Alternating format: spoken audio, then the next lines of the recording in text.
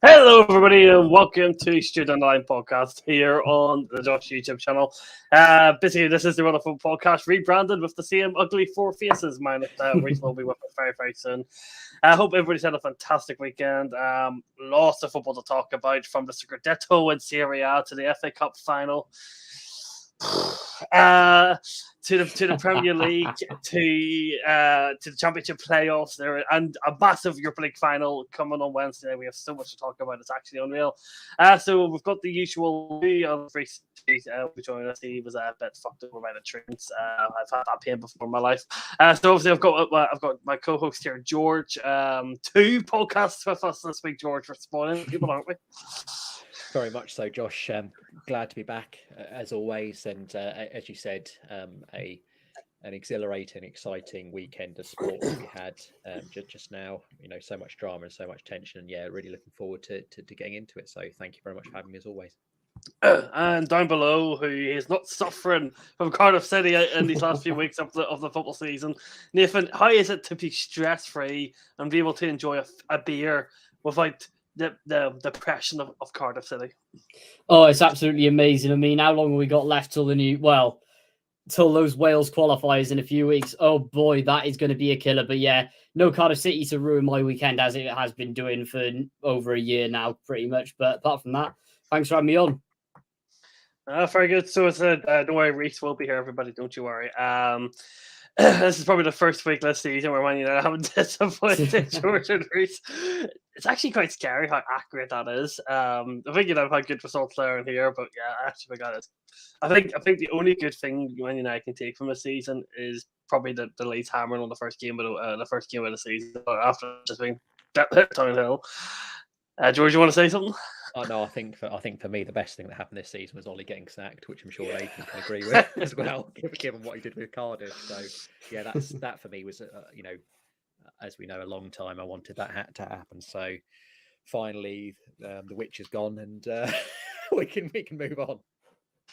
Yeah, obviously, I think I see some report. We'll get into detail, but I did see some report about Ten Hag's taking charge of the final week, which is the most random thing ever. Ten Hag just strolled on this. All right, I'm taking charge of this pointless friendly, but we'll stick Ralph Rangnick on the sideline just for the crack.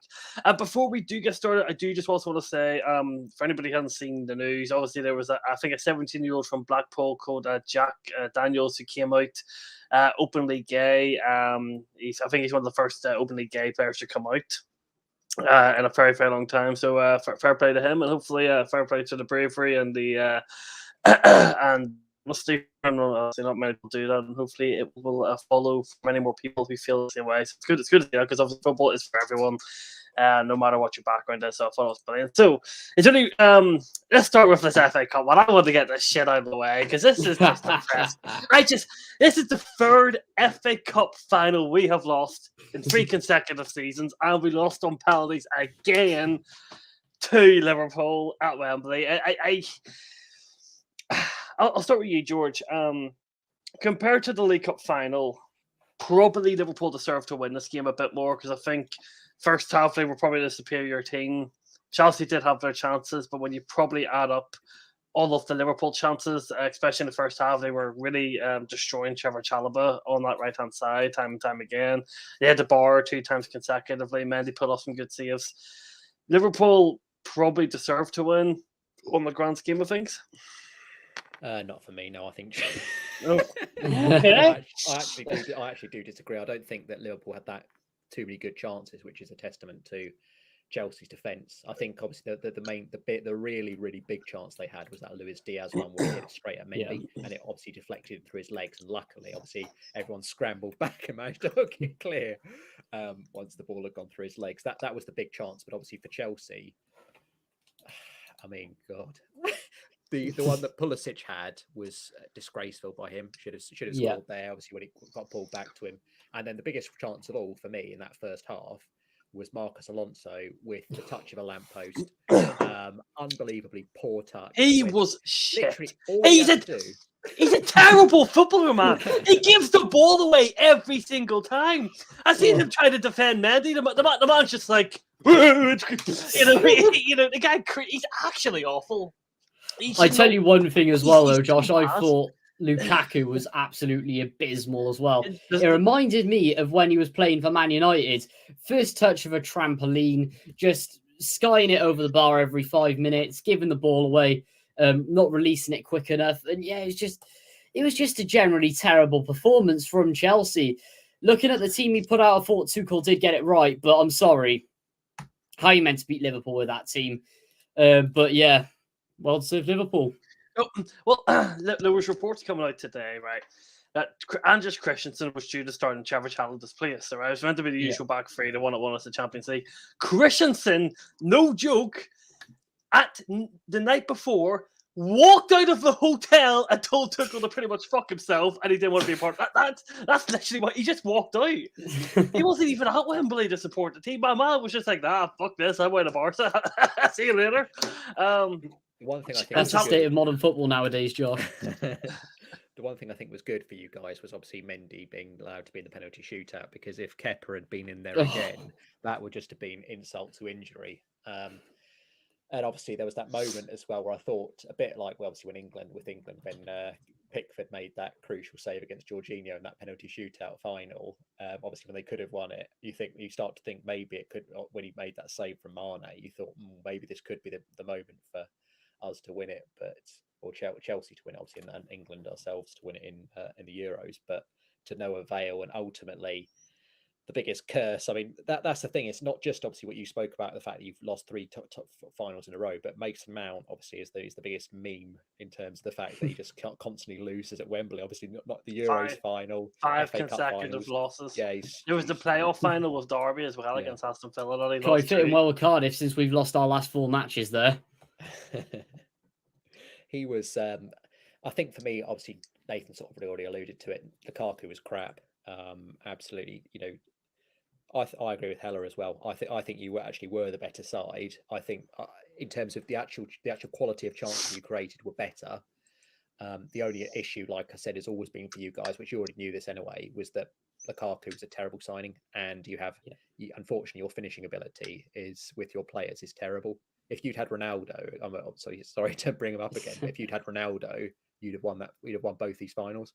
That's and again, obviously Liverpool have been very wasteful as well. They've really struggled for goals, as we know. Obviously Mo Salah going off injured, but he's been very goal shy. Jota, obviously my thoughts on him. He was crap again. In fact, no, to clarify as well, there was a major Liverpool chance as well, which was the one where Jota was where the cross came in and Jota from about 2 yards just ballooned it over the bar. He's absolute crap, which I've said many, many times. So yes, it's a disappointing way for you guys to lose.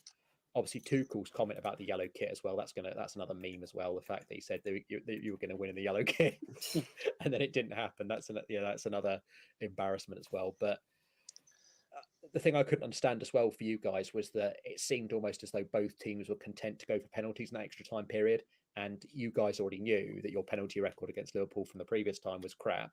And you thought that you almost seemed to relax for it again. And I was like, as soon as it went to penalties, all the way through, I thought Chelsea could win it.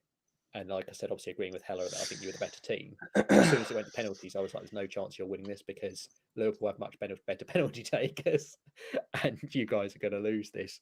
And the very final thing I'd like to say is that Mendy, obviously you've already spoken about this before, Josh. I don't think Mendy's that good at saving penalties. I know he saved Mane's He should have saved 2 penalties previous to that. Yes, exactly. That's what I was going to say, is that he guessed the right way a lot of the time, and the penalties were at a good height as well for him to save. And kept on. He got a hand to them, and then just was so weak as it went past him. So very, very angry about that. Because, like I said, I think someone like, I don't know, a better penalty saver, like maybe Tim Krul, someone like that.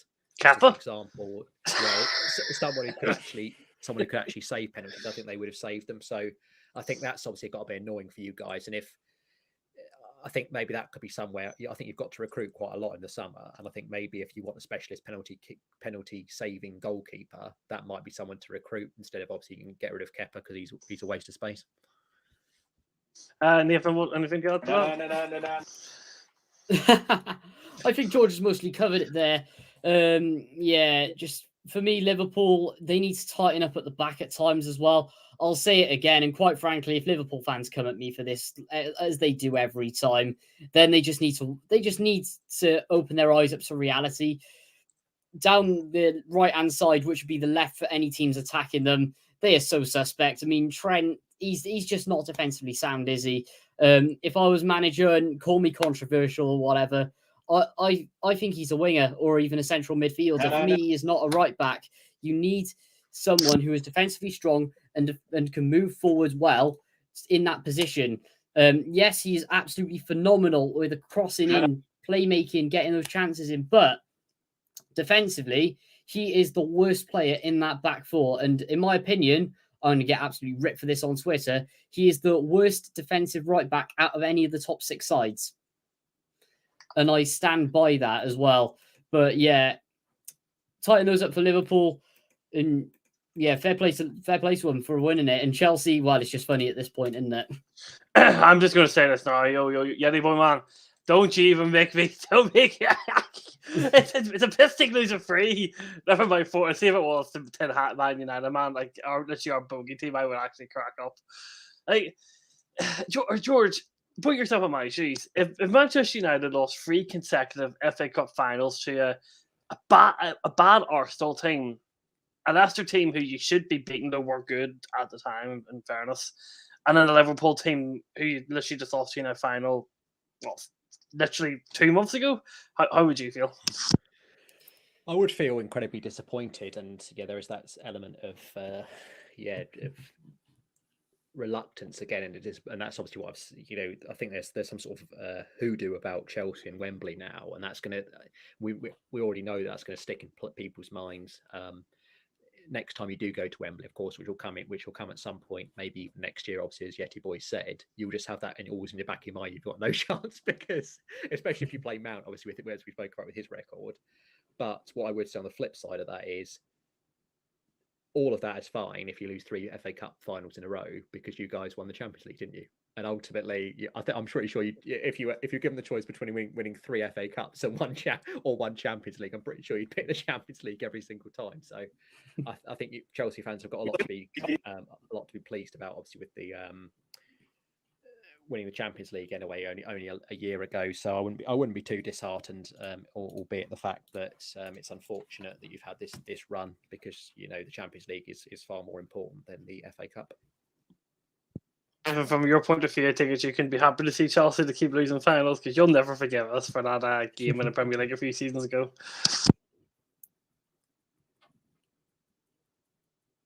Wait, what? And Nathan just completely froze out. Go on, what happened with my thing then? I was going to say, you probably will never forgive Chelsea after what happened in the Premier League a few seasons ago with that offside. You'll probably want us to keep losing games. Yeah, I do, quite frankly. Do you want the thing that was even worse? Guess who the referee was in that game, in the FA Cup final? Probably the referee was in charge of the FA Cup final, wasn't it? Yeah, Craig Pawson. The referee is an absolute disgrace. I thought he was absolutely terrible as well. And to be fair, I thought he was going to do Chelsea justice again. That man is a Chelsea fan. In fact, he's just a shambolic ref, isn't he? He's the worst Premier League referee. Just a very final point on that final, just before we obviously could probably want to move on to another topic, but Nathan's just reminded me about obviously the refereeing. I found something quite interesting, and again, I was out for these few minutes because I was eating my fish and chips. The detail, though. I knew you got. Unfortunately, obviously, because I was pretty much. I can't remember exactly when it happened, but again, it was because I knew you guys it was going to go the distance, and I was like, I'm not waiting around till like 7 o'clock to have my tea. I'm just going to get it in this few minutes or whatever. But there was a moment where I think it was Thiago on Mount, where he went in 2-footed off the ground and won the ball. But again, there was no check or anything like that for a reckless tackle because he got the ball, and that was a horrific tackle. And obviously, it was pointed out on TikTok that I saw this moment where that should be a red card, because he literally threw himself off the floor, both feet off, almost. And like I said, if he hits Mount, he cripples him. But luckily, he gets the ball, and then everyone plays on. It's just Craig Pawson being completely allergic to giving out red cards. We've seen it so many times before. I mean, you have Mike Dean, who's just obsessed with them. Card. Oh, look, that's a 1-footed challenge. Red card banned for 3 matches. Whereas you have Craig Pawson, he's just oblivious to everything. I mean, he stumbles around, watches a few things. Nah, that can just go ahead. Oh, I'll give that as an offside goal. He just stands there and does absolutely nothing. He is just not a referee at all. He's the laziest of the laziest. He can't make a decision. He relies on his lines every time. And yeah, shambolic. How is he still employed? I just want to say, I want to show my feelings to what happened towards the end of extra time in this game. So here's my honest thought. No. We're completely fucked. We're completely fucked. When I seen him come on, I thought that was game over. Ross Barkley, man, the man has been kicked a football all year, and he comes on to Wembley to kick a penalty. His was a superb penalty, though, wasn't it? It was a great penalty, like Ross Barkley. This man, he probably remembered who he was. You know, I think it was a good penalty to see if he missed that, because you stole Ruben Love's cheek on just to bring him back off for Ross Barkley. Oh yeah, that was stupid. Football man, it would have been funny. No, I would have went full on George rant style on that. Anyway, let's move on to the Premier League fixture, starting off at the Tottenham Hotspur Stadium. Spurs 1, Burnley 0. I think Spurs probably did deserve to win this game on the grand scheme of things, but it took a controversial penalty. I think by the rules of the game, it is a handball. By the laws of the game, it is a handball. But if you were Burnley, George, you would probably feel slightly harshed on by. Yeah, I mean, obviously, I watched this game. Depressingly. Yeah, so no, I watched this game all the way through because I really do want, as a lot of people know, I really do want Spurs to usurp Arsenal for this top 4 position. So I was cheering them on.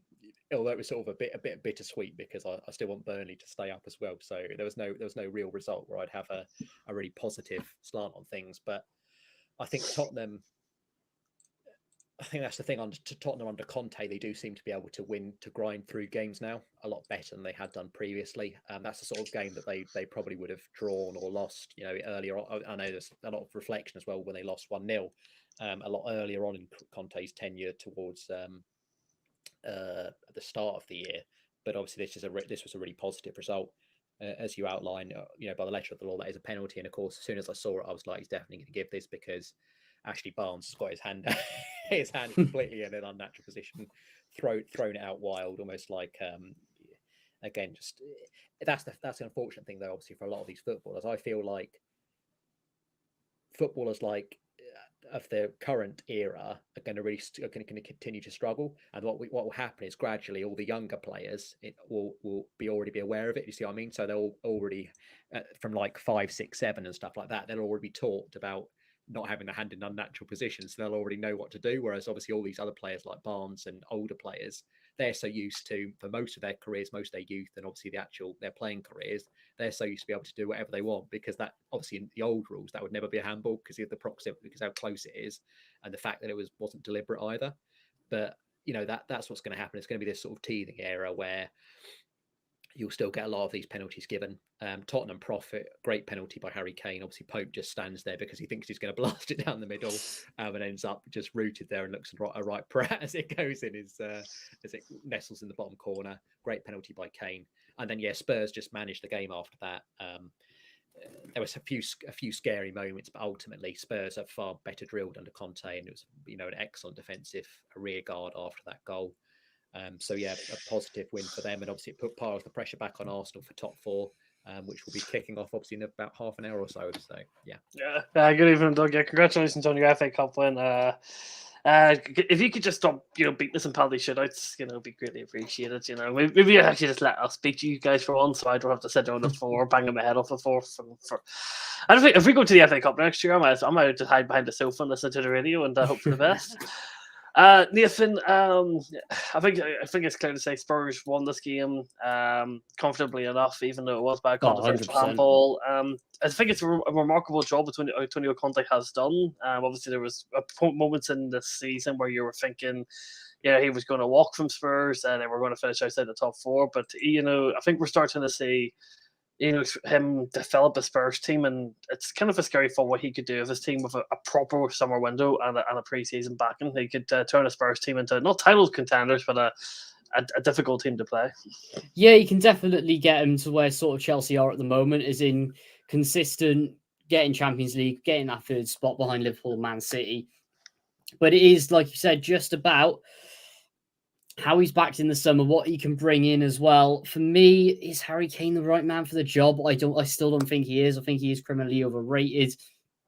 Another thing I'm going to get slammed for here, but yeah, difficult one. That is actually a really depressing stat. That is a good stat. That is depressing. That is literally depressing. That.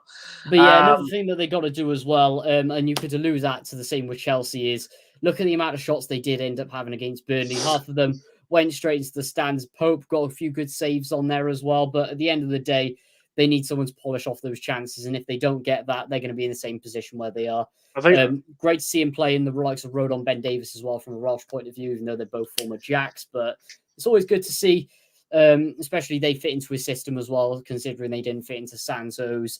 Nuno Espirito Santo, Mourinho's, Pochettino's at all, even though they were the ones that signed him. But yeah, exciting times, I guess, if you're a Spurs fan as well, but they just got to make sure that Conte is backed. It's not his squad at the end of the day from what he's got now, but the fact he's doing such a good job of it is superb. But Son, no new striker, and then someone else on the right-hand side as well. That team would be phenomenal. To your comment, Doug, I think both goalkeepers were exceptional during the game. If it was a proper goalkeeping show, I thought Mendy was also fantastic as well as Alisson. Right, so looking at the Premier League table, so Burnley obviously have 2 games left. Leeds have 1 and Everton have 2. I think Everton play Crystal Palace next, if I'm not mistaken. Burnley sit in the relegation zone. They've lost their last 2 games and haven't really shown much compared to their 3 wins. Do we think Burnley's the one going down, or what do we think? I still think it's going to be Leeds. Although now I didn't expect them when it went 1-0 to Brighton. That goal, obviously, very late on injury time. That's really put the cat on the pigeons, because I was already having them losing, and I was like, well, that's definitely them gone. But I mean, as I said to you, on Thursday, Josh, I said to you, didn't I? 1 win for Burnley or Leeds. Burnley or Everton will probably mean they're safe. And it looks like that. Obviously, for Everton, that is actually the case. But we all know against Brentford, they just did what they shot themselves in the foot a million times, like they have been doing all season. So I think for Burnley, again, as you sort of highlighting there on the screen, Villa away is never an easy tie, and obviously home against Newcastle. It depends really what Newcastle's priorities are at that juncture, because there's a chance they could be on the beach. They could already be thinking about the summer, but it's a difficult one to call, but I still think Burnley will scrape through, maybe even with a couple of draws, and Leeds lose against Brentford on the final day. So my prediction is still Leeds to go down. What do you think, Nathan? I think it's going to either go one of 2 ways, but there's one thing for certain for me. I think Burnley will end up staying up. I can see them definitely taking points off Villa on Thursday. I don't know why, but Villa are just being a bit too inconsistent for me. And you know what Burnley are like in these big games as well. And then they might be able to get some against Newcastle. We just don't know as of yet. As for Leeds, going to Brentford is going to be a difficult task. However, I don't know why, but it just sticks out in my mind that for me, my number one prediction at the moment is I do think Everton are still going to go down. I can't see them beating Palace at home. We will get on to considering their Everton because can we just talk Yeah. about that Norwich last 5 record, by the way? Yeah, look at that one. Like, Absolutely brilliant. minus 56 goals. Like, I didn't catch that. Good. I didn't catch that. Okay, well, so I know Yep, it. Siri going on there. Right. Anyway, let us move on to the next game. And that is obviously Aston Villa 1, Crystal Palace 1. I actually thought this was a fairly exciting, even game, as the stats show. Two teams who have nothing to play for. George, I think, I said both teams have nothing to play for in this game, but what I do think this actually showed that if these two teams continue to have good windows, back Steven Gerrard and back Patrice Evra, these are two teams that definitely could be fighting for a Europa League / Conference League spot next year. 100%. They both of those managers have done excellent jobs at their respective clubs. Obviously, Gerrard has really impressed me as well. As a manager, I think seeing him actually in the Premier League now with Villa, it does seem like he is very adept in terms of what the tactical decisions that he makes and the way that he sets Villa up, as you said.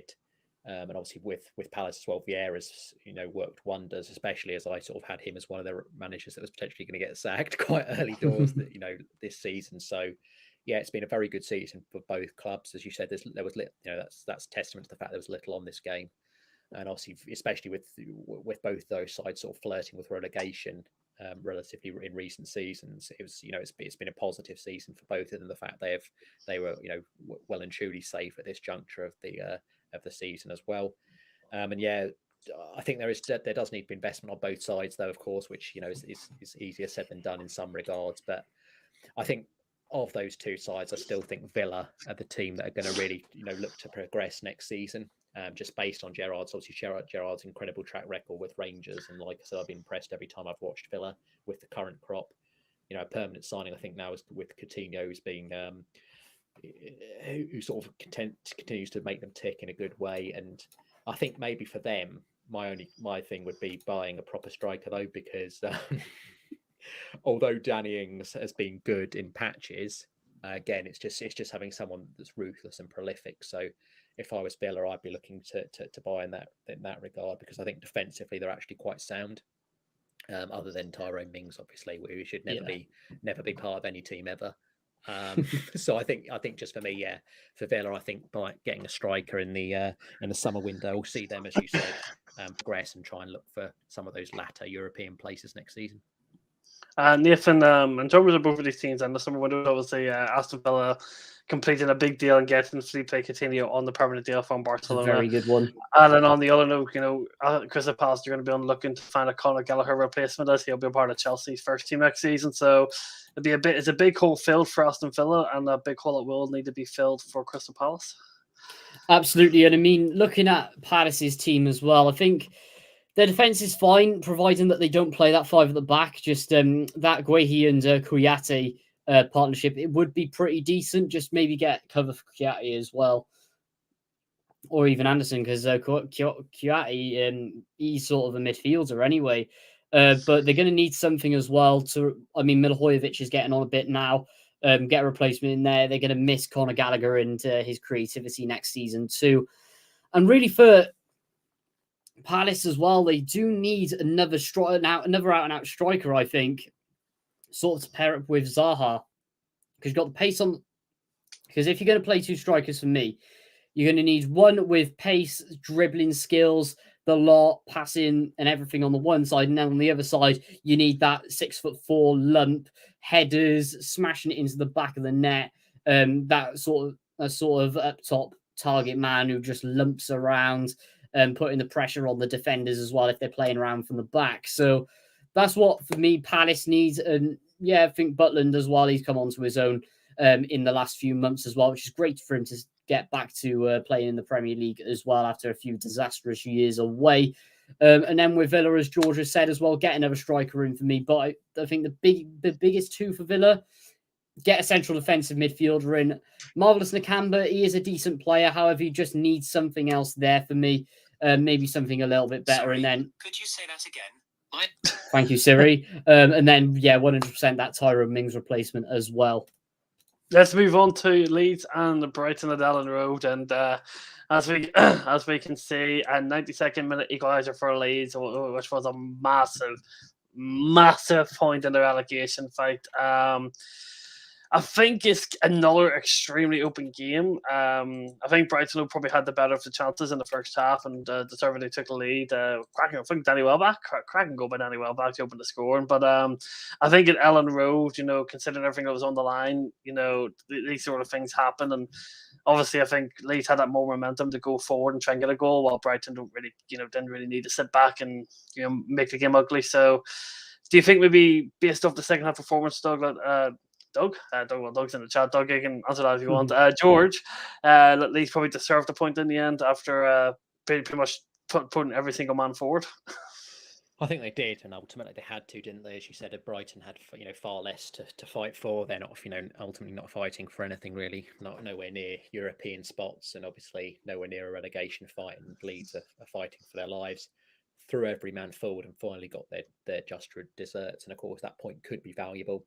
Still see them going down. I mean, I think the sort of writing on the walls being there for a few weeks for them is that the defensive liabilities that they have are just criminal. That goal that Welbeck scored, there should be against. I'm pretty sure even in like a sort of pub standard defending, it's that bad.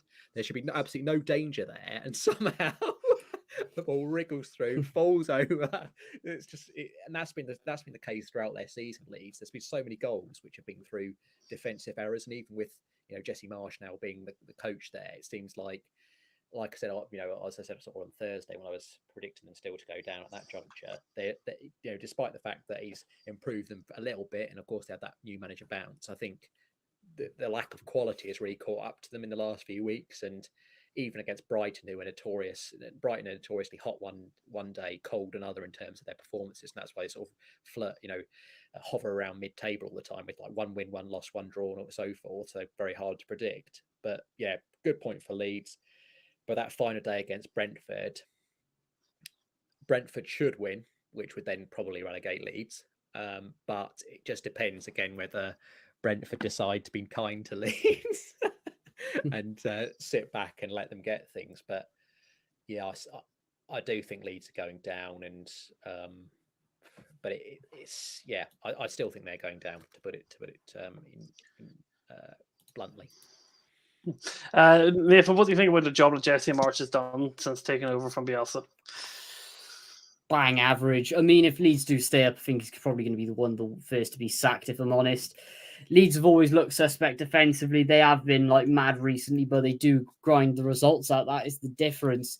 They create the chances, but yeah, didn't really think much of either teams in this game. If you look at Brighton, they're doing well with what they've got. If you look at it, I don't think it's a totally great squad that they have got, but what's his name? Potter, the football hipster king himself, is actually doing a good job there. But yeah, Leeds, it's Leeds. They're going to do something on the last day of the season. I know it, isn't it? And in a way, I hope they do, because I really don't want to go to Ellen Road next season. But at the same time, I hate Leeds so much. I want them to get relegated, But yeah, if they stay up, they're going to be in trouble next year, I think. Judge, Doug, what do you call it? Copyright doesn't get what BBC expects you, and there's no audio.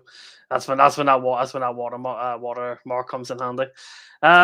Just one more comment about Mr. Graham Potter. He needs to get rid of that beard, man.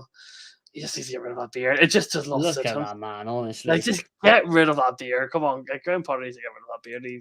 He just does not sit whatsoever. With Leeds, I just hope Leeds go down, because I hate their fans. I just hate everything about them. Jesse March, I hate listening to his interviews. Like, his interviews are that reference he made about needing to be like these particular free people. I can't even remember who they were. But like, he's just an idiot. He's just a typical American who doesn't really know what he's talking about when it comes to football. Stick to the NFL. We're not going to speak about Watford and Leicester. we're not even going to bother. Absolutely pointless game. Let's talk about probably was one of the best game of the weekend. West Ham 2, Manchester City 2. At first we thought City were going to bottle the league. Yep. As West Ham probably took two very good and probably their only 2 shots on target chances that they actually got in this game. Jared Brown with 2 great finishes. Though Ederson, again, showing he's a bit of a suspect keeper, but I think in the end, George, let's be honest, City should have won this game. A fantastic second half. I think when that Jack Grealish goal went in early on, I think the right was on the wall that this comeback was always on.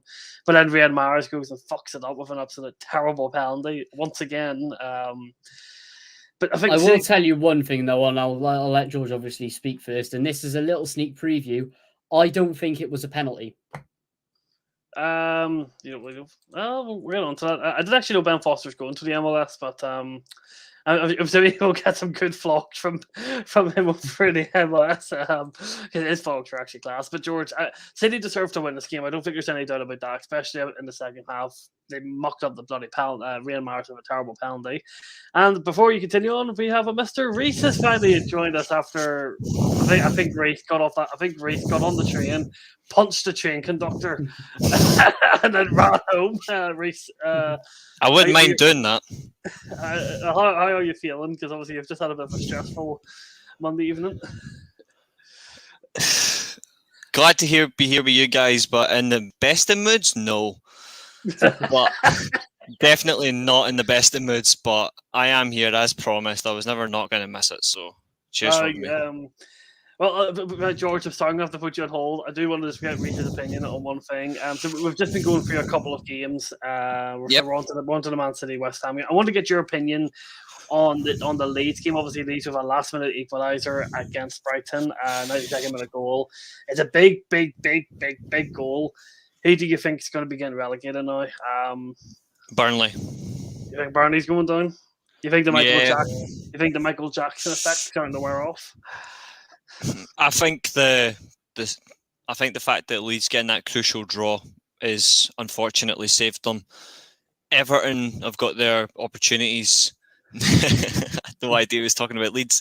In all fairness, though, I think that if they had got beat, then I would have said Leeds. I think if Leeds had lost, then I would have said Leeds. But the fact that they got that draw right at the very end shows that they are actually willing to fight to the end of the 90 minutes. I think that's actually going to have a factor for them. I said it last week.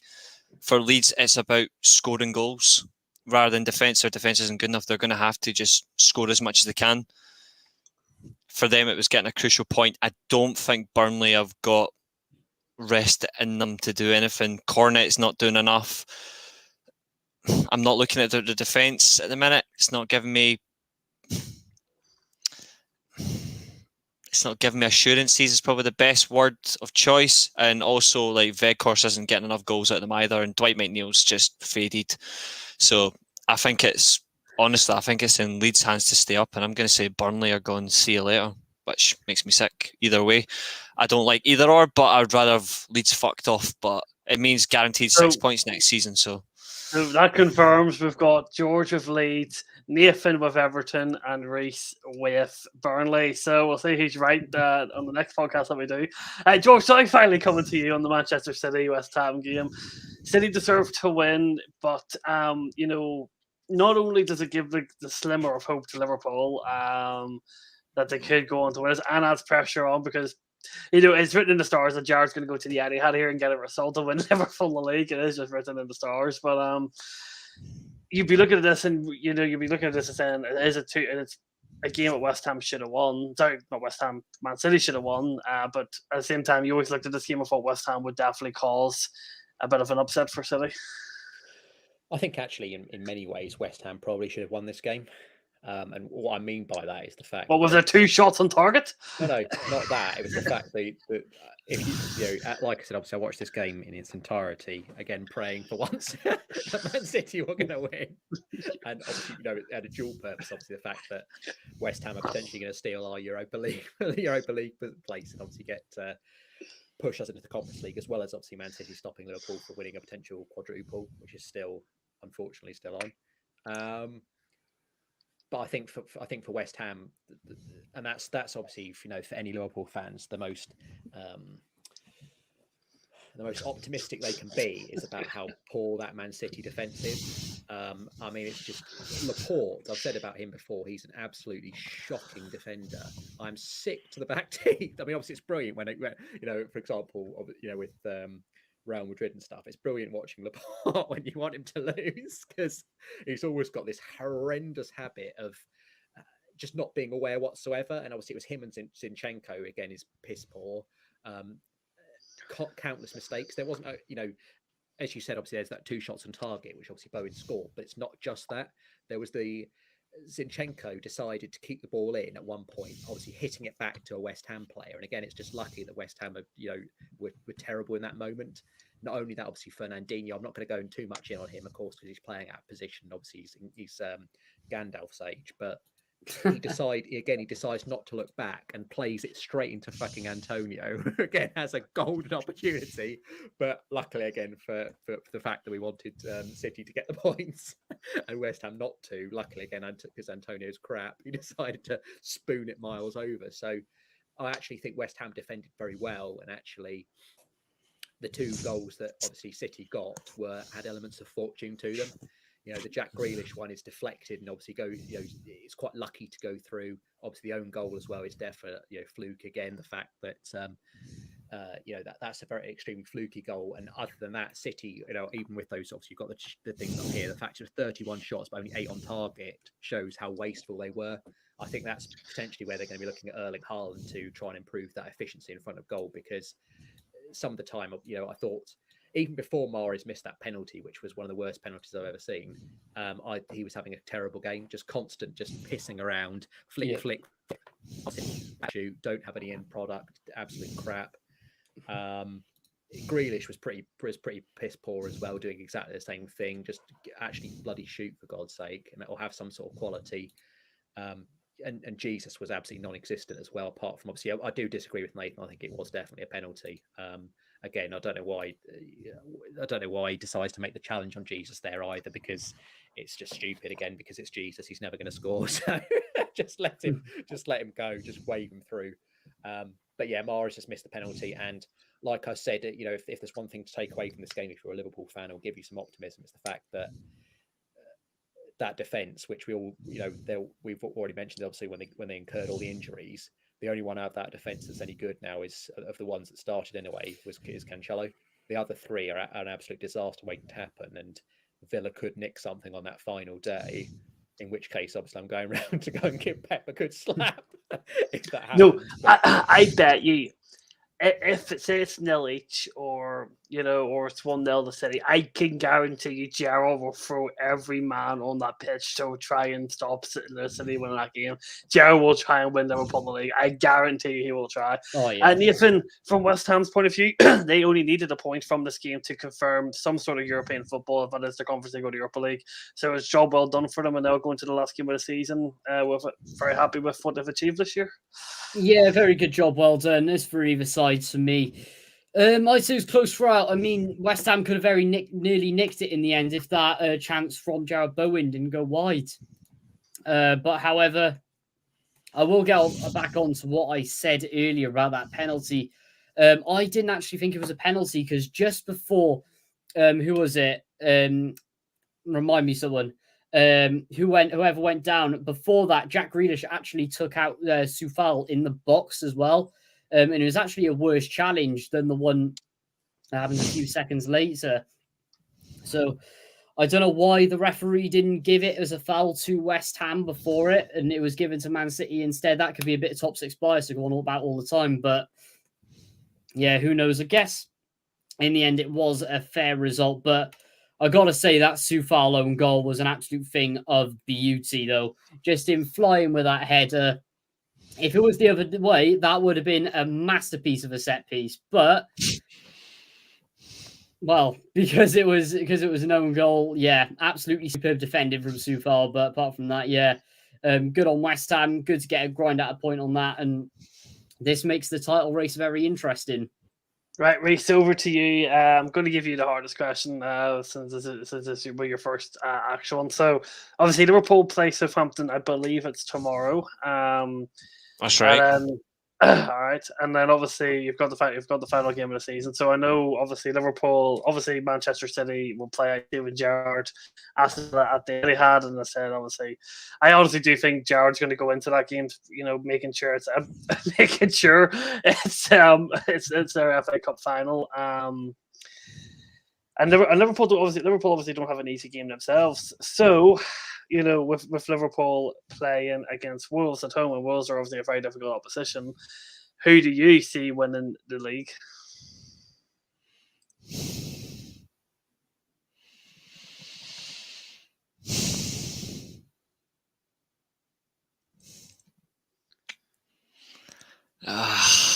And also, I just want to put up a comment here that my friend put into our chat the other day. Let me see if I can find it.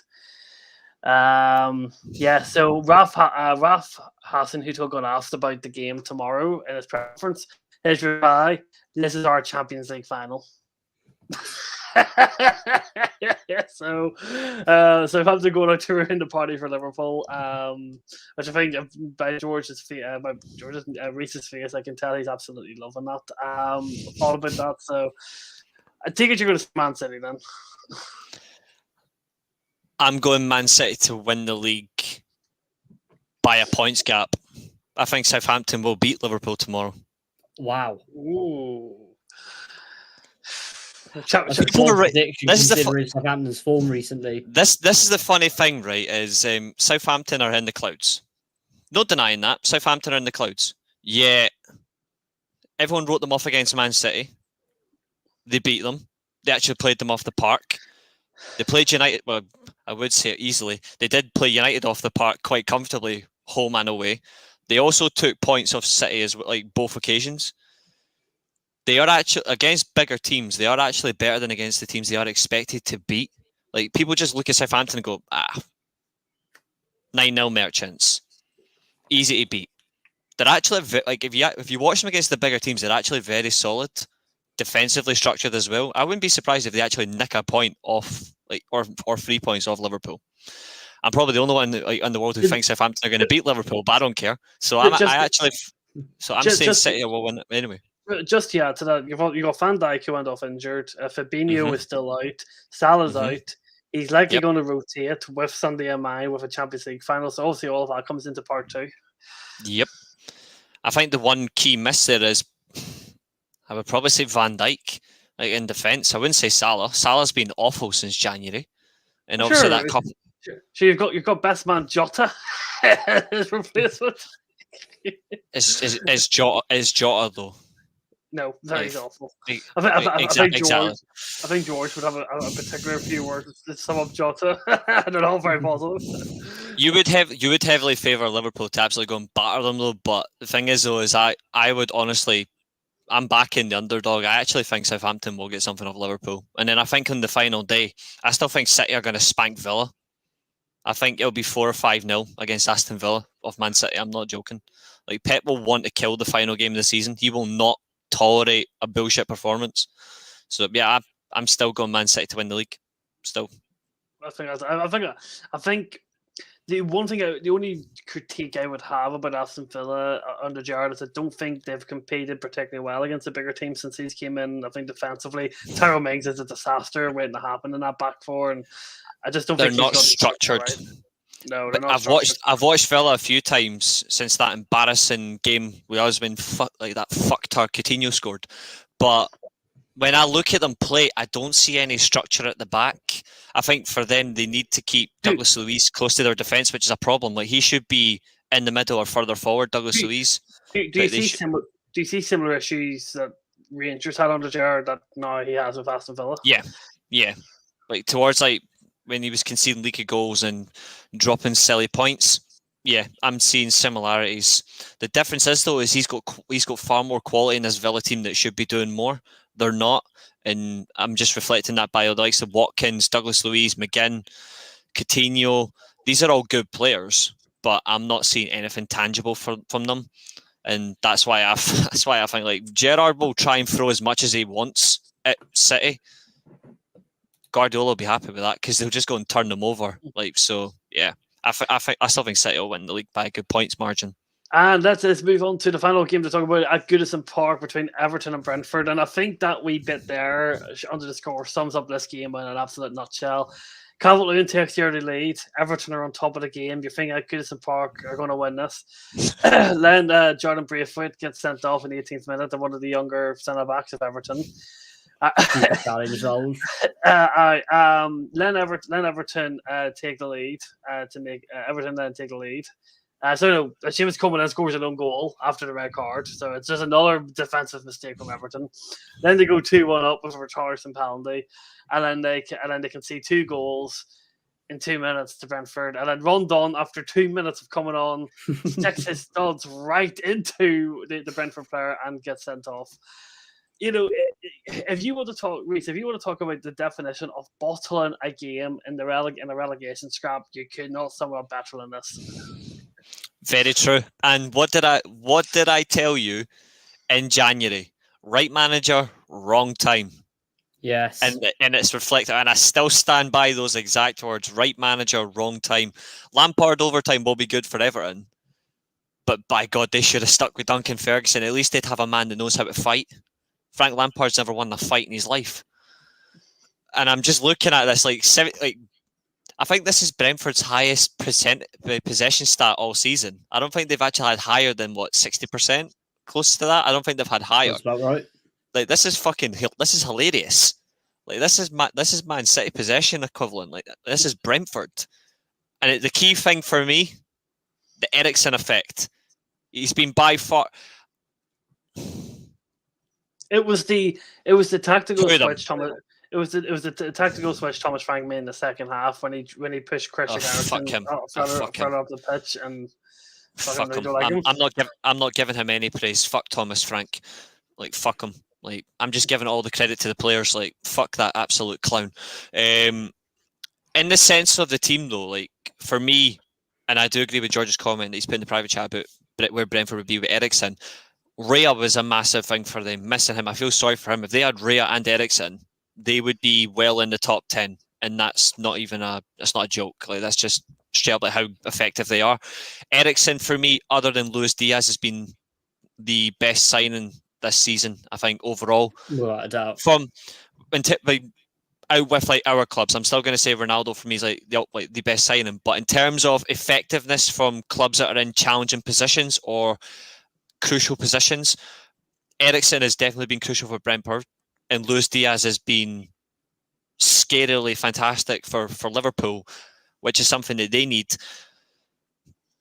And Everton, I don't see where they're going now. Defensive structure, yeah, Gamarish as well, like from Newcastle, but that's like I'm not going to give them much confidence tonight, unless they beat Arsenal. Then I'll praise them.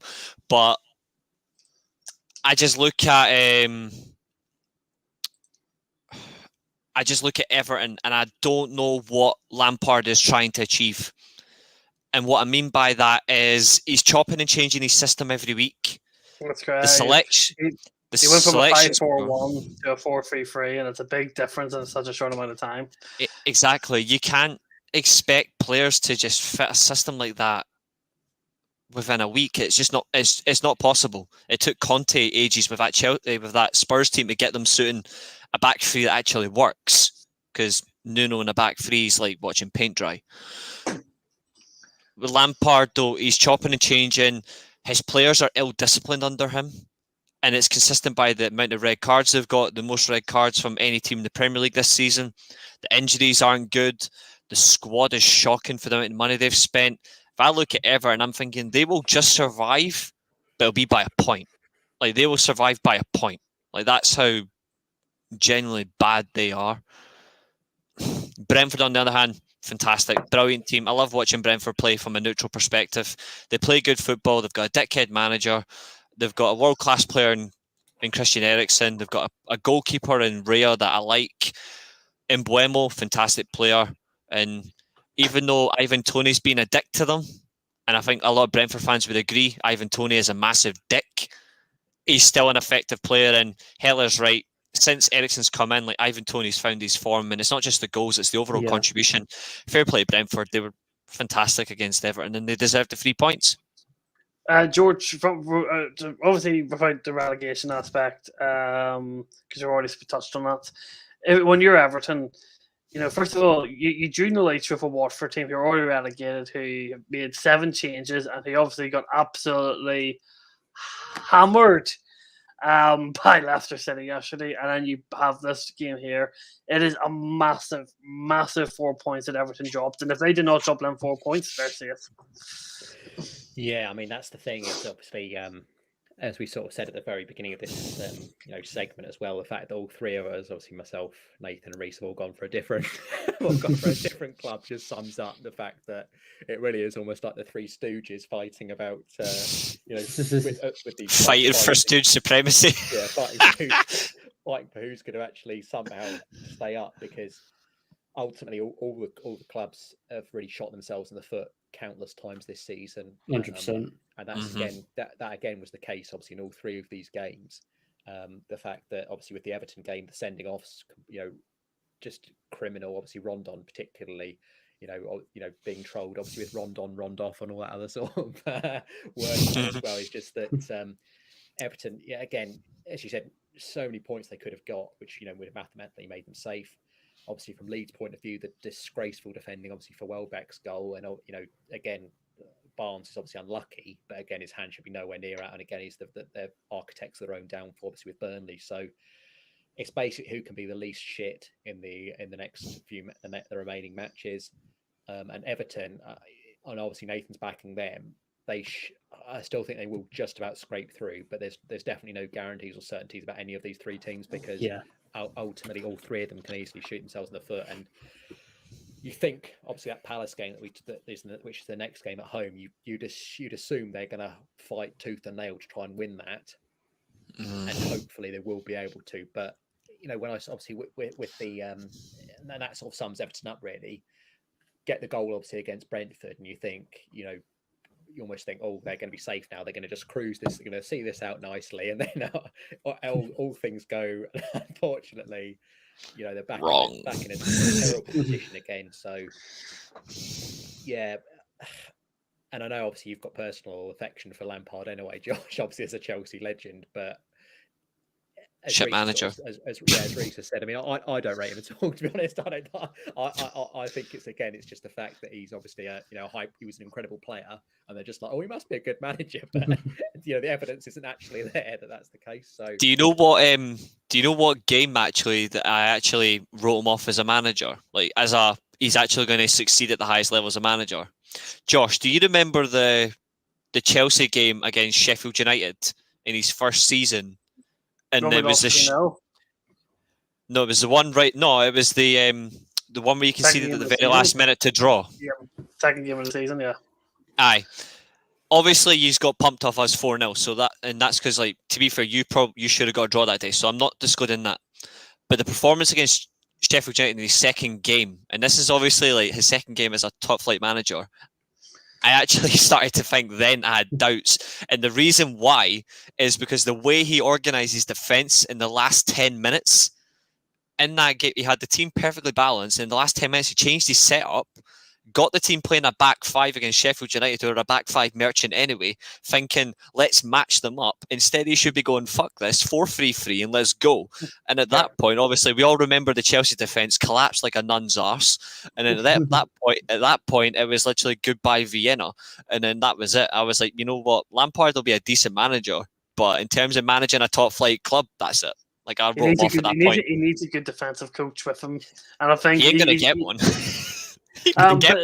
So moving from Premier League into the Championship. So at the current one, we do have a Championship playoff game taking place between Huddersfield Town and Luton Town. It was 1-1 after the first leg as well.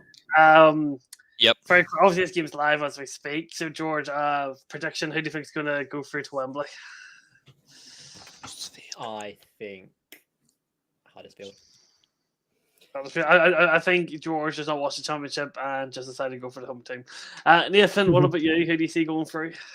So watching the game so far, I'd have to say that Luton have been the stronger side, and they should have actually scored early on from a corner chance. But I don't know. Huddersfield usually grow into games, to be honest. It is 1-1 on aggregate, so it could go either way.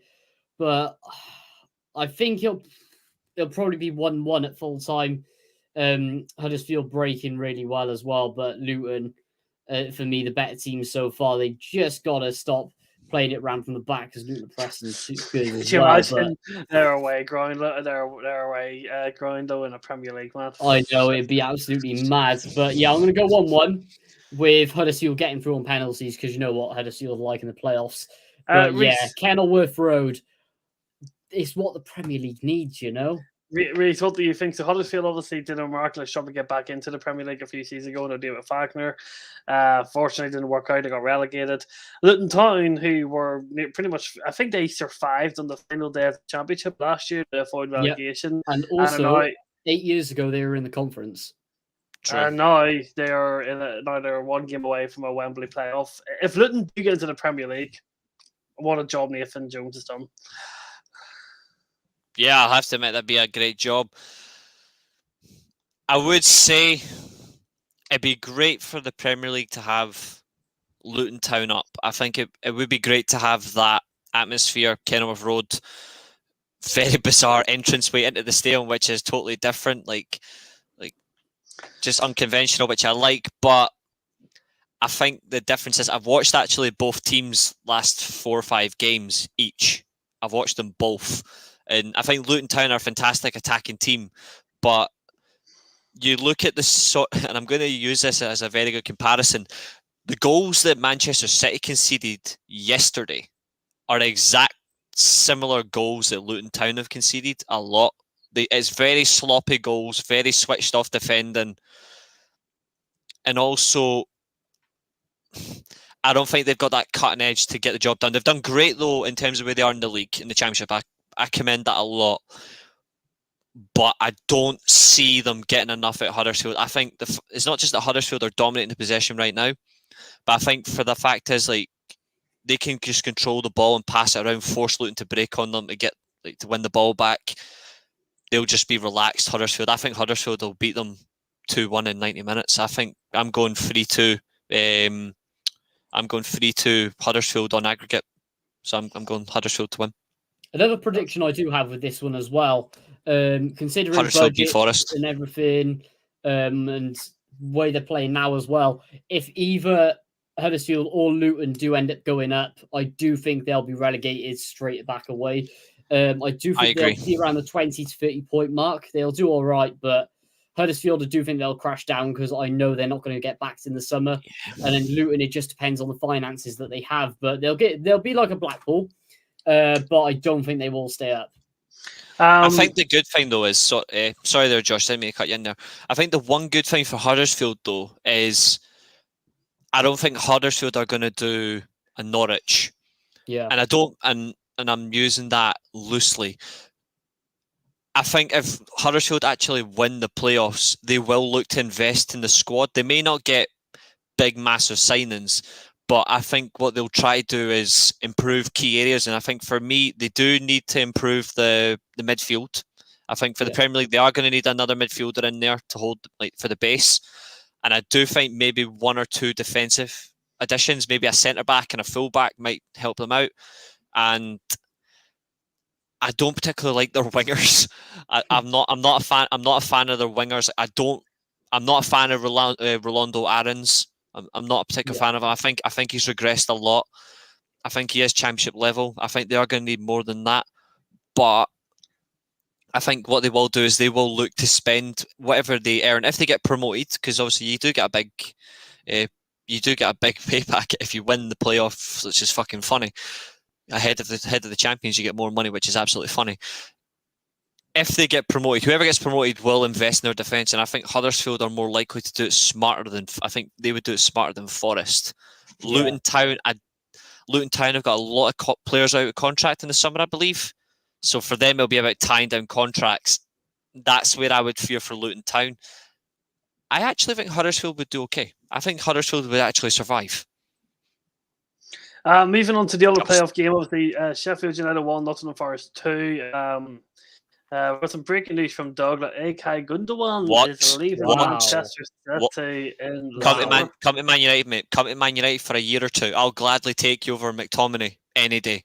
I will gladly do it. On the championship game, now, Reece, as you will know, as someone who watched Scottish football a lot, as well as myself, Sheffield Correct. United are managed by an absolute disaster of a manager who was at Hibernia and Paul Heckingbottom. He started Wanker.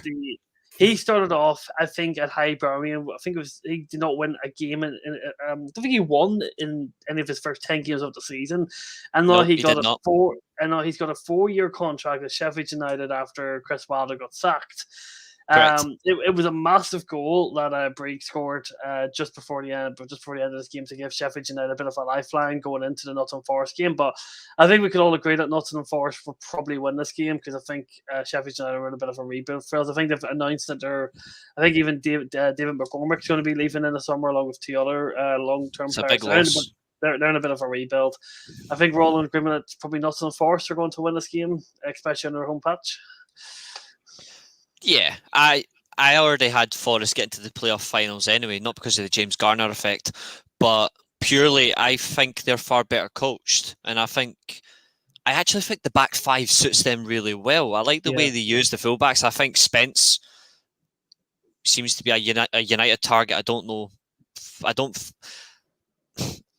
I wouldn't necessarily take him as a top option, but as a squad option for the future, I wouldn't mind Spence. I think he's actually a good wing back, which is easily changed into a full back. I think George would probably agree on that one. But for me, it's the transition of certain players. The fact that he's got Colback playing as a left wing back to Succession because he's a shite midfielder is actually quite effective. I think Garner in midfield has been enough for them. He's as a threat. But for Forest, it's about just controlling games, and they do that really well in and out of possession. And it's no surprise by the teams they've beaten the FA Cup this year that they can do it in the league and domestic cups. So yeah, I think Forest will keep a clean sheet at the City Ground. I think they'll win 2-0. Nathan, what do you think? Yeah, I can back that as well. For me, Sheffield United's been mostly suspect throughout the season, and if I'm honest, anyone who said they were going to go straight back up was just being completely lazy with their predictions. If you look at that squad as well, I mean, I'm sorry, but how can you predict Johanovic to go straight up? He was an absolute disaster class at the start of the season. The same with bringing Heckingbottom in. That squad doesn't impress me at all either, as you may know. But anyone who has been to the City Ground know how difficult it is to win there. The atmosphere is absolutely nuts. It's a quality away day. You have just singing from every direction that you could find. Really intimidating place. My Forest fans are sound apart from that. And on important matches, it's near impossible to win there. Mm-hmm. But yeah, that squad as well. Brendan Johnson doing it for Wales too. He's definitely going to bag one for me. They're going to make it through to the playoff final. And spoiler, I think it's going to be Nottingham Forest versus Huddersfield in the playoff final, with Forest winning 2-0 to get up to the Premier League for the first time since the 90s. Whoever comes up, I'll be happy. I wouldn't mind either of them. I just don't want Sheffield United because I think they're a bum club. I agree. All right, and then on to a different league, and I have to bring up this league. It is obviously the Scudetto in Serie A. AC Milan top of the league by 2 points against their fellow side Inter Milan. Reece, I think you've got. I think if I'm not too mistaken, if I do bring it up here, I actually think you've got quite a favourable game. You got a favourable last game of the season. Yeah, Sassuolo away from home. Sassuolo, yeah. Sassuolo is going to be on the beach. Obviously, Inter Milan play Sampdoria. I think you probably, if we go back to the table, probably, I think you can't take a draw in this game because the goal difference is in Inter Milan's favour. So you're going to have to. There's no goal difference in Serie A. Oh, it's head to head. Is it head to head? And we have the head to head record as well. So, are you feeling hopeful that one of your teams this year is going to be winning their league title? 12 games unbeaten, which includes 9 games with clean sheets, only 2 goals conceded in the last 10 games. I'm actually comfortable that Milan are going to win this, and It's also the fact that Rafael Leao in 3 games in a row has scored either the opening goal or he scored the winner. Mainan, formidable in defence. The midfield is working really well, which is actually effective as well. Like Tonali and Kessie base. Obviously, that's going to be changed in summer because Kessie's gone to Barcelona. Kalulu and Tomori at centre-back has been an absolute partnership, brilliant partnership. And it's also the effectiveness of Pioli getting the best out of his fullbacks as well. Calabria leading as the captain from right back's been effective. Theo Hernandez just up and down, although his discipline's shaky. And also, I told you at the start of the season, Olivier Giroud will decide the Scudetto. It won't be Zlatan, it'll be Giroud. Funny how he joined the team that's going to win the league, eh? There you go. And Zlatan, of course, has his influence. He's going to be effective in either way, but it's just the sheer link-up play and combinations that Giroud brings to that team with Leao has boosted his confidence as well. And I've got no doubt Milan are going to steamroll Sassuolo. I think it'll be 3-1, 4-1, honestly. I wouldn't be surprised. Like, the record is insane. Like, Milan's recent form outweighs Inter. Fair play Inter Milan, though, for winning the Coppa Italia. Like, they did deserve it. They were absolutely better than Juventus. Juventus are dead. Like, even though Juventus in the top, they don't deserve to be in the top 4. They're shit. Like, they're genuinely shit. The simple reason why they're in the top 4 is that Lazio have been really inconsistent under Sarri all year, and I think Jose Mourinho has overachieved with a really bad Roma squad. I don't think he's overachieved at all. I think he's actually done fairly well. There's been some games where they were really poor. I mean, they were poor against us and got battered, but what he's actually done is he's actually went away from just experienced players. He's actually moulding a young side, and it's reflected by the fact that Abraham, like 25 goals in all competitions for Roma, has been good for them. Zaniolo as a centre forward has been effective, and it's really strong for Roma. He's not overachieved at all. Like, Roma are exactly where I predicted them to be. Jose could be the first manager to win all 3 European competitions. Take what you want from that. They will beat Feyenoord in that final. They will beat Feyenoord. But in terms of like the Scudetto, there's no way Sassuolo are going to beat AC Milan, especially with Mainan in superior form. And there's no way Inter Milan can win this league. What a save. Like, they can't. Like, there's no way.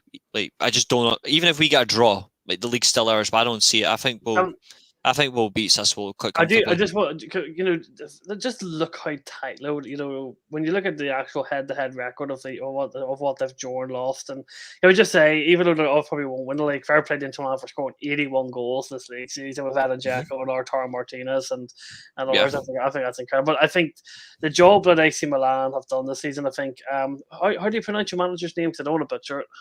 Stefano Pioli. He's other than Europe this season, which was an utter disaster. He's done a fantastic job. He went in, he's put an incredible squad, and he's going to bring back the league to AC Milan, which I think is just historic and fantastic. I just think what's extra funny is the man failed at Inter Milan a decade ago. The man was the Inter Milan manager, 2014. Didn't work, and he's been at AC Milan for 2 years, and he's been in second and first. The man knows how to build a squad if you actually back him properly, and obviously the takeover's looming, so there's going to be much bigger funds in the summer, better resources, a sole stadium for AC Milan. Like the dual stadium plans are actually going to be scrapped, so AC Milan are going to have a whole new stadium to themselves. It's going to be around 40,000 stadium capacity. There's going to be a lot of revenue for them. They're going to do exactly what Juventus have done. Smaller stadium, good prices for tickets, charged really well. And they'll just invest into the academy. They'll invest into this, improving the facilities. And after that, it's going to be the first team. I am going to say this now. AC Milan will defend the Serie A next year. AC Milan will be 2022-23 Scudetto champions next year. I'm saying it now, comfortably. So now, moving on to another league, and this is going to put us right into our preview of the massive game on Wednesday night between the Rangers and Eintracht Frankfurt in the Europa League final. Just briefly touching on the weekend games in the Scottish League, even though pretty much all the games were meaningless. regarding this game here between Celtic and Hearts, Rangers Hearts. so Rangers Hearts, I'm happy to say at the moment. This Rangers team was ridiculously young. I think, obviously, I've heard from my friend that Alex Lowry is a hell of a player. Youth Academy player, scored in his debut in the Scottish Cup as well against Annan. And then a bunch of youth players came off. And when you look at the Hearts team, Hearts decided now we're going full strength, and they got outplayed by the Rangers reserve/youth team. So, even though the result did not matter in this game, both teams would have had their Rangers have their eyes on two finals. Hearts have their eyes on the Scottish Cup final. I'm sure it was still really good to see a bunch of kids go to Hearts and outplay their first team. Oh, it was brilliant. Watched the 90 minutes. I was quite surprised by Gio's starting 11, but the fact is, like, it doesn't matter the choice. It's consistency, and it's got the leadership in there. I think that Rangers wouldn't have won that game 3-1 if it hadn't been for the midfield three. The experience in the midfield is what defined it. Arfield, Ramsey, and of course, Stephen Davis, the ultimate professional. That really has set the tone. It's then improved Diallo's confidence going forward. He's scoring more in games. His improvement, he's on and off the ball has improved. It's something I've been very critical of. Cedric Itten, he got a good goal as well, but I don't rate him. He's he's going. But at least he's put himself in contention for the Europa League, whether it be, I don't think he's going to start. I'm going to say this now. I think Alfredo Morelos is going to start on Wednesday. He's actually back for the final because the man doesn't know the word defeat. And it's also in reflection that he's actually rotated strongly with the goalkeepers. He's picked his choices with McGregor and McLaughlin. I think McGregor's going to start in the Europa League final because he missed it due to injury in 2008, which I was at. Horrible to not see him play. And McLaughlin will start the Scottish Cup final against Hearts. And I'm looking at that and I'm thinking strong rotation for Seville, full strength 11, gives Rangers a good chance. But then you look at the Scottish Cup final as well at the weekend. He's then got even more quality in that squad where I actually think Rangers will do the double. It's going to be a big task to beat Eintracht Frankfurt, but also it's a big task for Frankfurt to beat this Rangers team. It can go either way, but I think Rangers will still win the Europa League, but I'm not writing Frankfurt off. Reece, what do you think about Scottish? Any team that could challenge for the league next year? The only team that could potentially do it is Hearts. They're the only team. I'm looking at it, and in terms of quality, Aberdeen are shit. Hibs are a bomb scare, and they're just making poor decision after poor decision. Dundee United, no. Motherwell, I've got no hope. I've got no hope in hell. How did Motherwell finish in the top six? Drugs. They finished. I think they bet Ross County on the road. That was their first away win since December. And then they got the crucial draw with Livingston. Yeah, they got a crucial draw with Livingston. I think they drew. I think they won 2 games in 15. It was actually the fact that they are in a close for fighting for a European spot. It was actually ridiculous. They should not be in the top 6. It also reflects on how crazy our league is as well, because right now Motherwell are on 41 points. Livingston are on 49 points, but Livingston are in the bottom half of the table. That's just how crazy our league is. Comment on George's face, like George was looking into the camera, like George's facial face. What that face was? What was that face? I was watching the Newcastle Arsenal match on the other tab, and this fucking I don't know which player it was fucking hauling back St. Maximin, and I was really pissed. Yeah, I got the clip that out. What a save again! But I do agree with Doug's comment, because obviously I also said it myself. Like Livingston, if it hadn't been, if the SPFL split didn't exist, Livingston would be 4th, not 7th. It's just a poor it's just a mad development of the league. I still think if you got more points, you should just flip them round. So Livingston should just go into 4th. But it's just how our league works. Like, it's just mental. Just Motherwell should not be fighting for a European spot. They're a lucky team. I know Celtic are good, but they're just bad. They should be in the bottom half of the table. No, Motherwell should be relegated. Period, because they're a shit club, and they've got. I don't like their fans either. I don't like their fan base. But in terms of their in terms of the performance, they were very weak against Celtic. Like they didn't do anything that convinced me they were going to even have like a convincing attempt to score. Like, can we just? I just want to make. I don't support Rangers or Celtic, right? But I still think when you're at home and you're about to lift the title, it's embarrassing that Celtic fans were wearing Frankfurt shirts. Come on, like. I think that's just embarrassing. I don't care how much you hate Rangers. You don't go to your home ground when you're going to mathematically win the league and wear a fucking Frankfurt top. It's why we sing. And the state they left Glasgow in was disgraceful as well. It's why we sing home and away. Everyone hates us. We just don't care. We generally don't care at all whether we're loved by Scottish fans or hated by Scottish fans. We generally don't care because we've still got a wide fan base. There's 180,000 Rangers fans in Seville. Like that says it all. Like this is and there's 120,000 Frankfurt fans. I think they opened the National Stadium of Seville just to show the game on a big screen to Rangers fans because they knew how many were coming over, which is remarkable. Yeah. But let's talk about the Europa League final. George, I'm buzzing for that. George with his facial expression once again. See George watching a football game, man. I guess it was sort of expressions. It's like proper passion. You're going to see Newcastle. He's going to stand up and start fist pumping.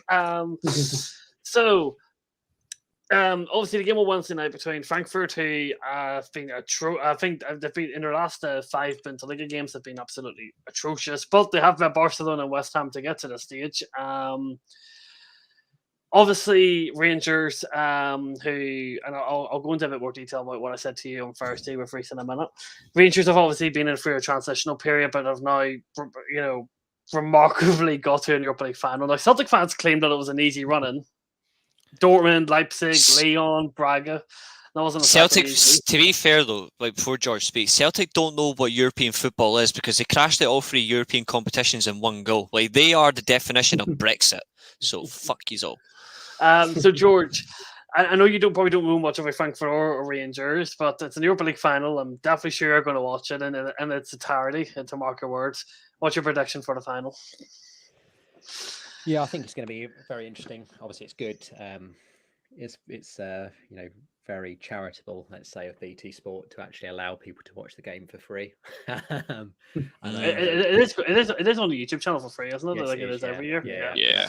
They do it every year for the final of all these competitions, but I find it quite funny that after the Real Madrid, remarkable remontada, as they say in Spanish, against Man City, I found it funny that the top comment in terms of most liked and at the very top of the video they posted of the highlights was thank you BT for taking away games that used to be free for all to watch, obviously when it was back on ITV in the good old days, and the very good days, putting it behind a paywall. Thank you so much. And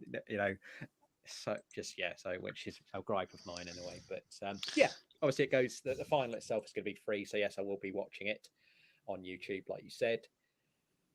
It's going to be a very interesting one, obviously, for to see who's going to win. Obviously I've got familial allegiances, as I mentioned many times, obviously with Rangers, with my grandfather, so I'm hoping that they're going to win. But it's going to be, I think obviously Rangers have really a lot of their European progression this season has been at home, so it's obviously going to be a neutral ground. Obviously, as Reece said, though, they're going to have the majority of the fans there as well, so that's going to make it feel almost as though it is going to be a home fixture for them. But yeah, I think I'm going to say what I'm going to do is I'm going to say Frankfurt are going to win because, and there's a good reason for that. Every time I've been wrong, so that means that Rangers are definitely going to win. So yeah, I think Frankfurt are going to win, and that means that Rangers will. So yeah, I will say this though: there's far more pressure on Frankfurt than there is on Rangers because win or lose, Rangers are still in the Champions League next year. They've still got the Champions League qualifying, so at least Rangers are still going to be in with European football. Frankfurt finished 11th in the Bundesliga. They've got no European football next season unless they win. There's far more pressure. One mistake, and I genuinely think it's game over. And I think that's why Rangers have got and the way we play football, Van Bronckhorst's style of football is far stronger in Europe than it has been in the league. Far stronger. and I've alluded that to a lot this season. It just reflects for me. Just to so I said this to George on our Thursday show. So the way I summed up the Celtic win the league was obviously Celtic were in a transitional period. They went into the Japanese market. They got this Australian manager, completely new philosophy, completely new transfer market. But obviously that allowed them to kind of transition into that as the season went on. The squad came together, the philosophy came together, and they ultimately became a very good team. The issue with Rangers was that obviously Rangers that ended up happening mid-season. When Jared left and Frank Broncos came in with a completely different idea of football. He dished out formation that Jared used for 3 years. There was a different philosophy. And the difference between the two teams is that one transitional period came in the summer and was able to grow as the season went on. One happened mid-season, and that's when Rangers dropped off and Celtic pushed on. Yes. And that's kind of where the league kind of split. If Frank Broncos was the manager at the start of the year, or Jared stayed throughout this year, you're talking about a whole different league scenario. So, but then again, you're still in this cup final. You've got 2 cup finals in the space of 3 days, which is ridiculous amount of pressure for Rangers. And it's not pressure in the aspect that they're expected to win the Europa League, because as you said, the pressure is in Frankfurt, but to play 2 cup finals in the space of 3 days with all the traveling and. If you win the cup final, you're on a high, and if you lose the cup final, to get yourself motivated again to play another one, that's extremely difficult. How do you see this game going? And do you think the result on Wednesday night could affect the result on Saturday against Hearts in the Scottish Cup final? I think it could. I was at both finals in 2008. I was at the UEFA Cup final, and I was at the Scottish Cup final. Lost one, then we went and done the double. Like we won the league that year. If we won the UEFA Cup, it would have been a treble. And we did win the Scottish Cup. We did lose the League Cup as well. But in terms of this, I'm actually glad this year that it's Europa League final first, then the Scottish Cup final. If it had been the Scottish Cup final first, I think it may have been I actually think I would have went against Rangers' favour, because then he would have went full strength at Hampden. I would rather go full strength first in Seville, at least. I think it's going to come down to for me it's the midfield key. I look at Frankfurt, they've got a fantastic goalkeeper in Kevin Trapp, who for me is the third best German goalkeeper going. Like he's phenomenal. I do like Kevin Trapp. You've got Ndika, fantastic player. You've got Kamada. He's been absolutely brilliant for them on the wide role or an attacking midfield role. Kostic, another one, he's very key. But the overall thing for them is they don't have what they had a couple of years ago. They don't have Luka Jovic. They don't have Sebastian Haller.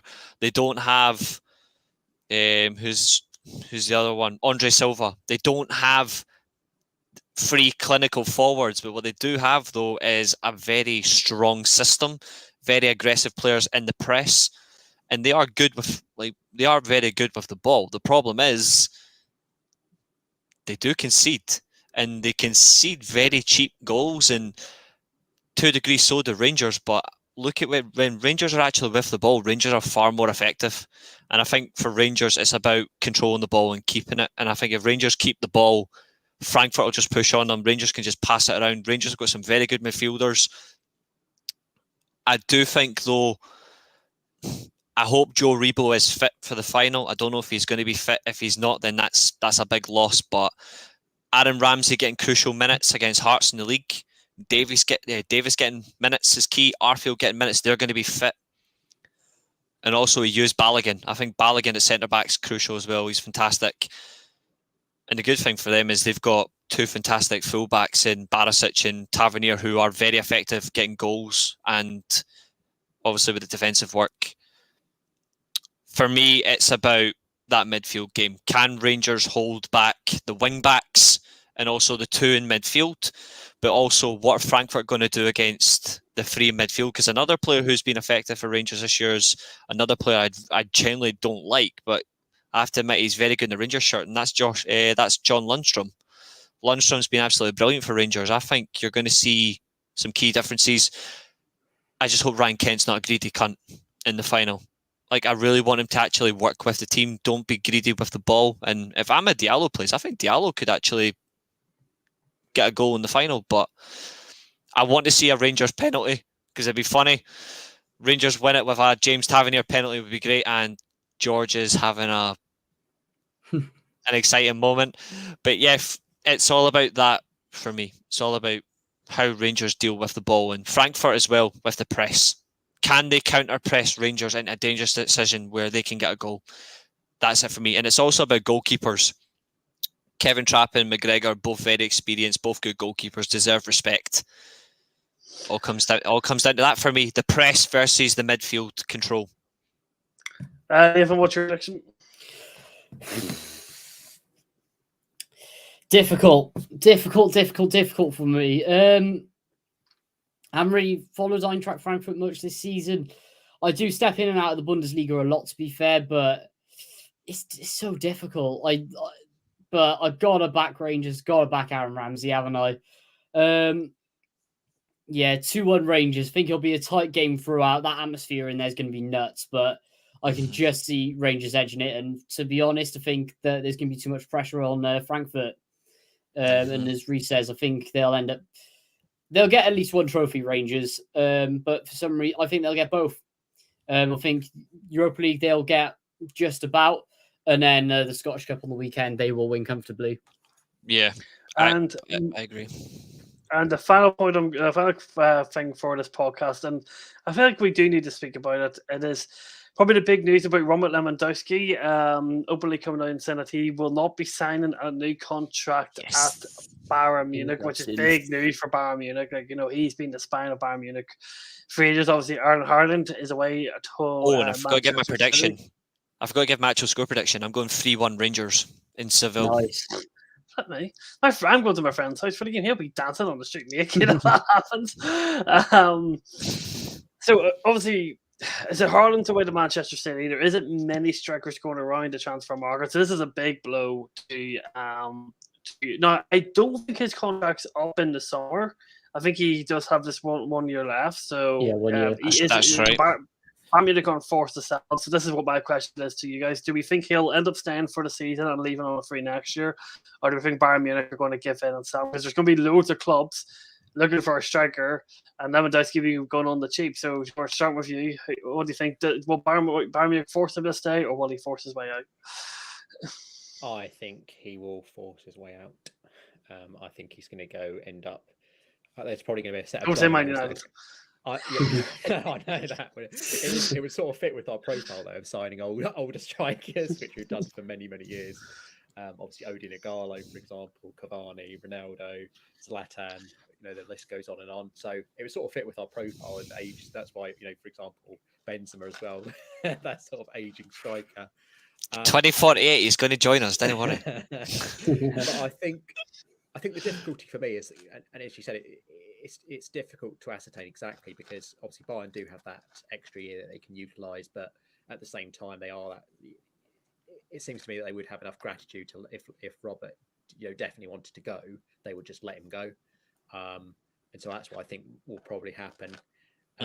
Obviously, Barcelona would be looking to try and finance any sort of move for him by selling Frenkie de Jong to Manchester United, which draws hopefully ever closer.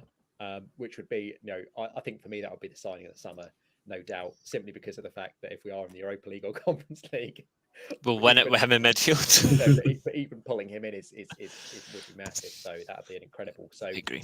I think he's going to be going to Barcelona with those dominoes falling in that sort of set regard as they would. But that would leave the only sort of like the flip side of that is it would leave Bayern very short because he is just all of their attacking players gone through him for so many years.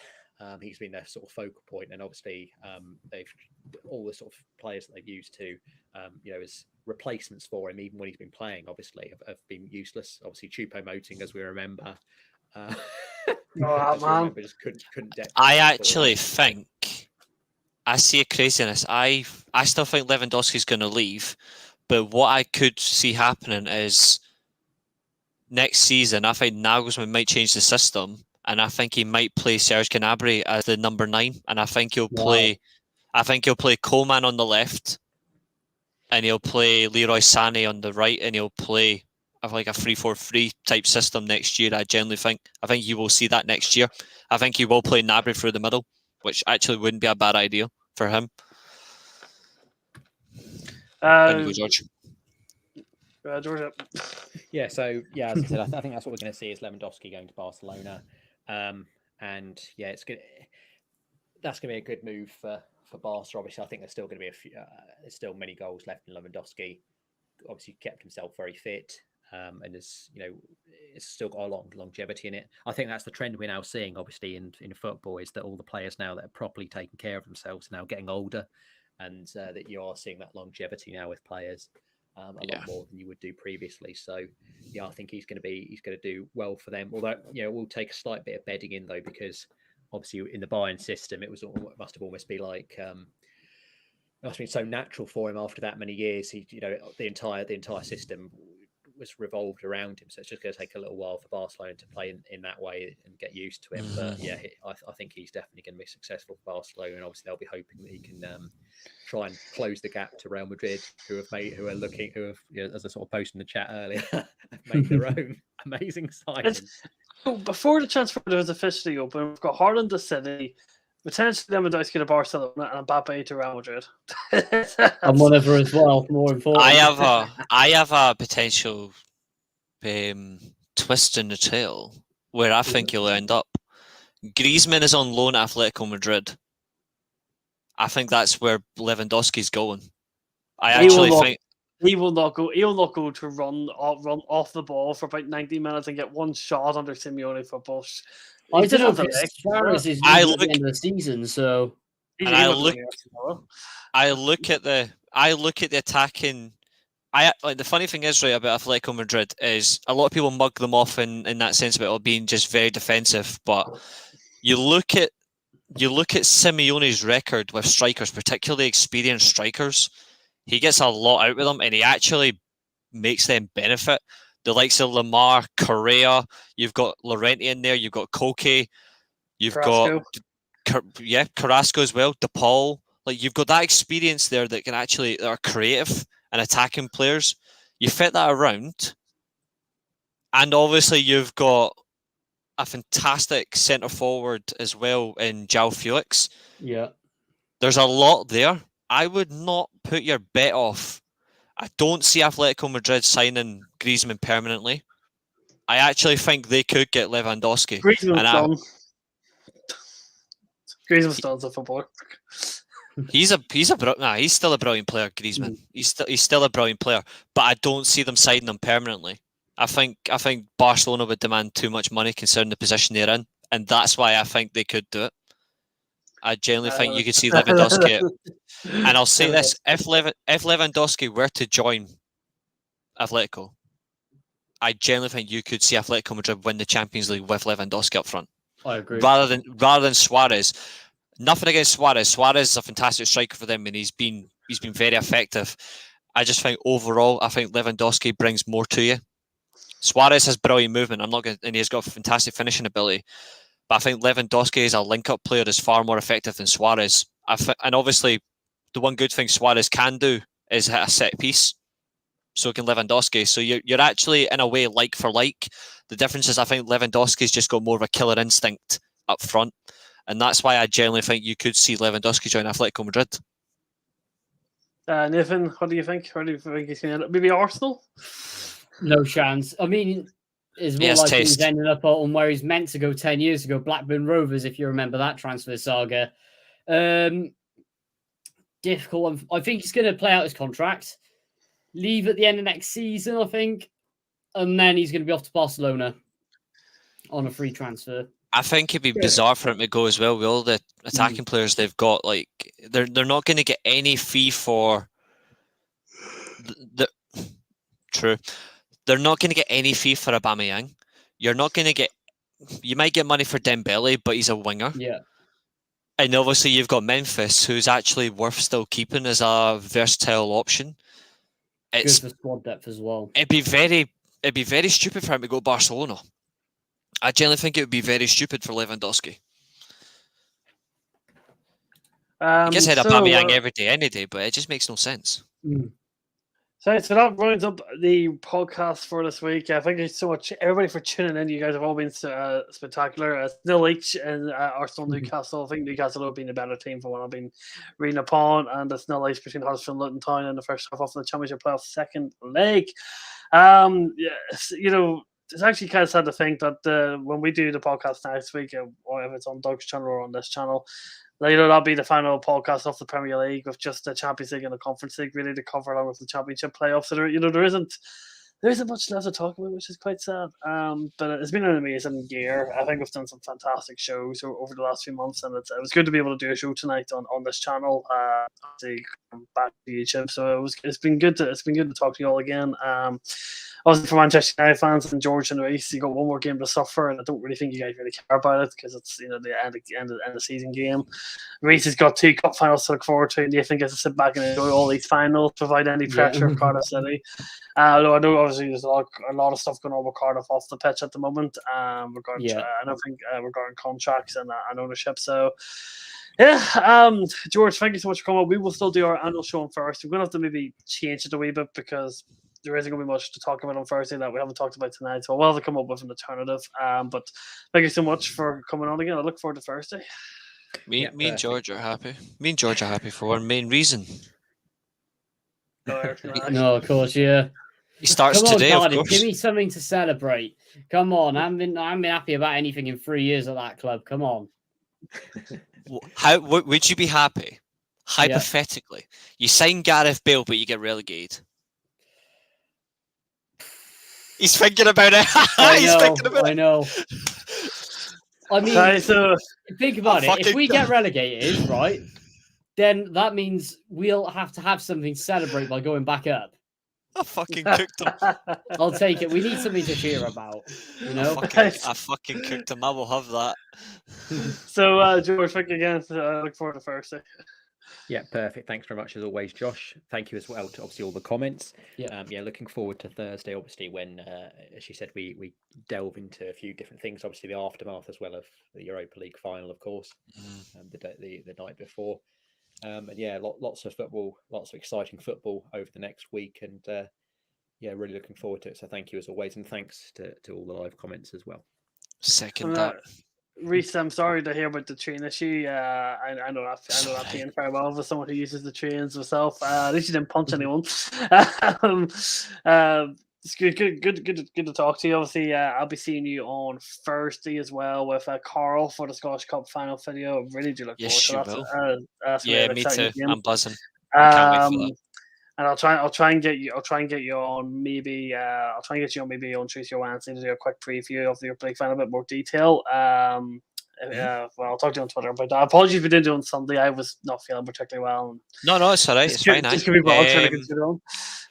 I'm working from home tomorrow, so I'm happy to do it tomorrow. Like I'll be finishing early, so if you want me to do like 6:30, I don't mind. All right, go everyone. Tune in tomorrow for channel tomorrow 6 o'clock for the Europa League final proper preview. But again, thank you so much, and I'll see you tomorrow then. Absolutely. And then Nathan, hope you enjoy all the football. Stress free. Stay off the beer. That's not happening.